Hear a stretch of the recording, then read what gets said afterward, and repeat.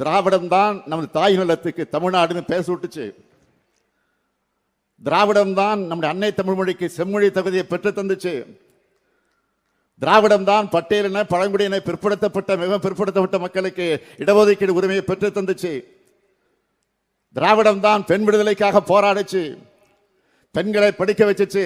திராவிடம் தான் ஏராளமான கல்லூரிகளை, பல்கலைக்கழகங்களை, மருத்துவமனைகளை, நூலகங்களை உருவாக்கிச்சு. மொத்தத்தில் திராவிடம் தான் இந்த நவீன தமிழ்நாட்டை உருவாக்கிச்சு. அது இனியும் தொடரும் தொடரும். திராவிடம் இருக்கிறதுனால தான் நாட்டோட பிற்பகுதியில் இருக்கிற மாதிரி ஆதிக்க சக்திகளோட பிற்போக்கு கும்பல்களை தலை தூக்க முடியல.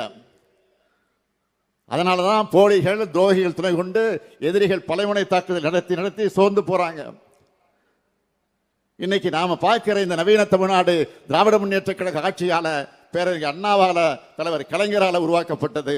தமிழ்நாடு என்றைக்கு எல்லா துறைகளும் உன்னதமான இடத்தில் இருக்குன்னா அதுக்கு காரணம் திராவிட மாடல்.